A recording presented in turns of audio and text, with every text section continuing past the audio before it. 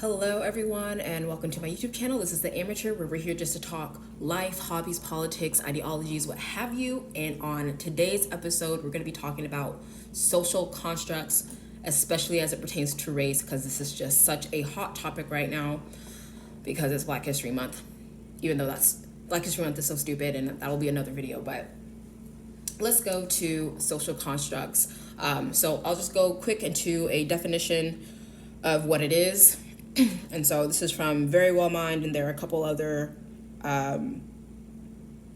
definitions of it. But this definition says, a social construct is something that exists not in objective reality, but as a result of human interaction. It exists because humans agree that it exists, and they have given some level of value to that said construct. Okay? So one thing to note here is that a social construct does not exist in the objective reality. It only exists in the human minds and whatever arbitrary value that we as humans have given to it, meaning that it doesn't matter.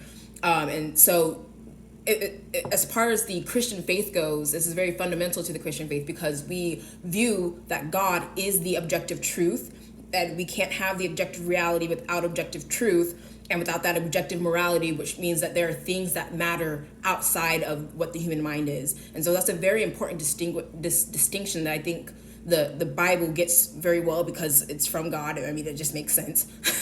And so an example of that would be how God says that there is male and female, man and woman, that there are different purposes for those. And those are biological truths that have later compounded social constructs around them, but it's still founded in a objective truth, a biological reality.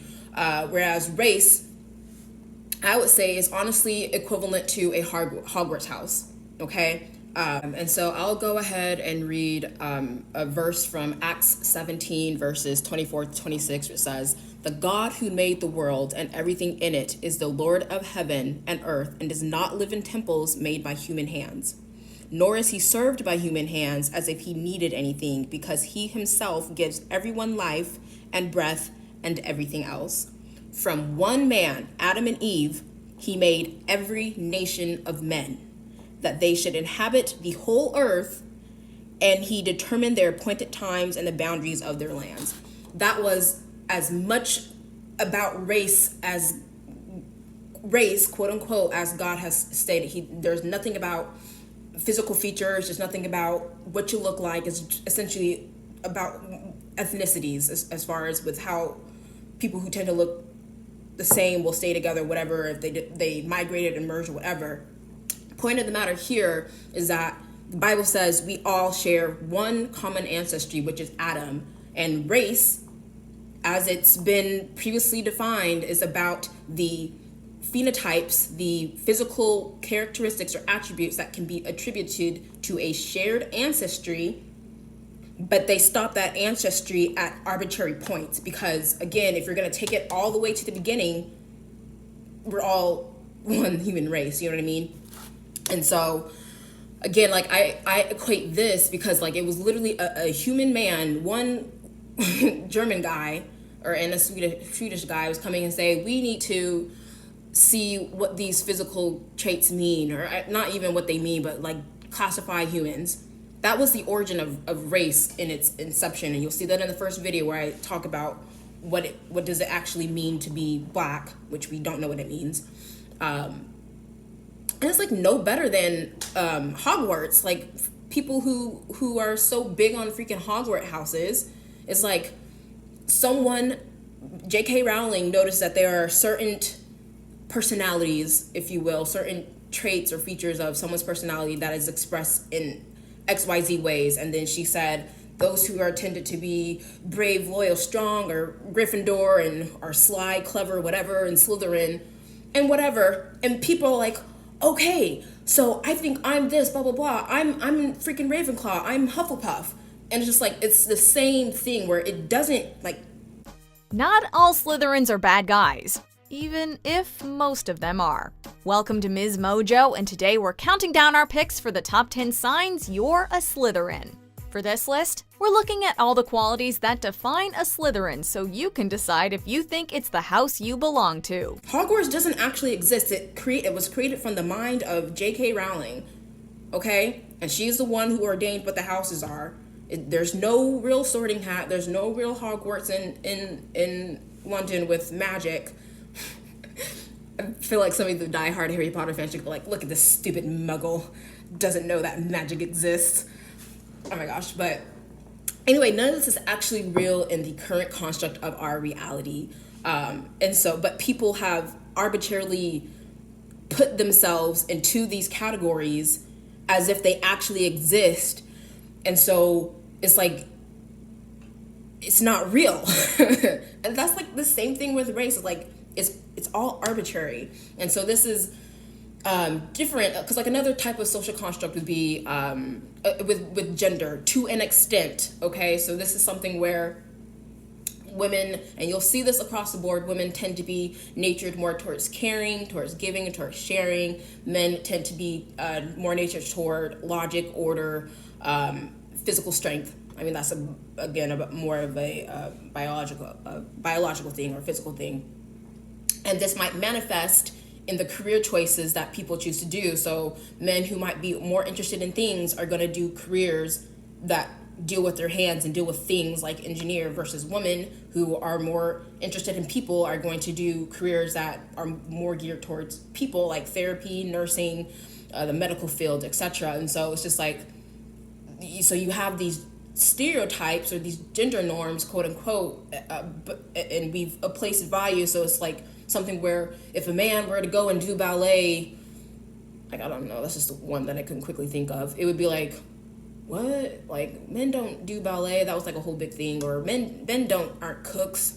I don't know, what was that movie, Million Dollar Ball or whatever, the little baseball kid that went to go be a chef and he was picked on because cooking was for girls. Welcome to Home Economics.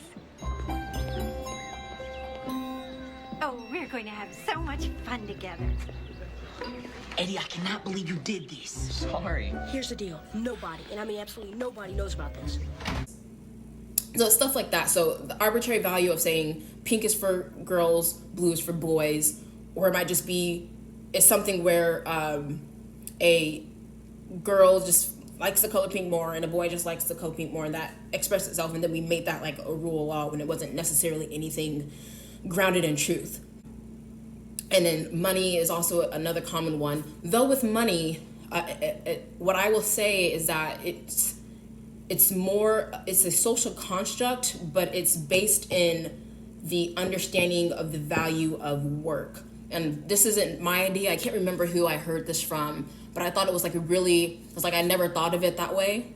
And so the value of money is supposed to represent the value of the work that a person does to achieve a certain level, supposedly. So it's like an exchange of energy. Value is like the physical exchange of human energy and function, capital. I'm sure someone else, I'll probably find a video or a clip or something of someone saying something similar, but that was, I thought that was a good, like, just another way to think about money as a means of transaction. And when the work is valued less, the money is also worth less. Yeah. So anyway, the whole point of this video, though, was just to give another perspective for people to take a step back out of this tribalism mindset and this, it's like, that is truly unfounded. Like, it's completely unfounded. And to, like, in order for, and I think Denzel Washington said this. I'll see if I can find the clip.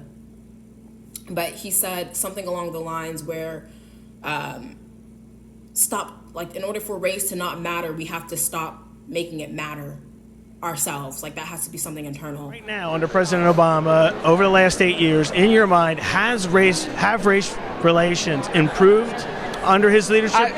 Race relationships have to do with race relationships. You're white or whatever you are, I'm black or whatever I am. We're standing here talking now. That's how we get things done. You can't legislate love. The President of the United States can't legislate us into liking each other. We have to step forward and ask questions about each other and engage. There's no law that says, oh, because I'm president, you all got to get along now. So it's up to us.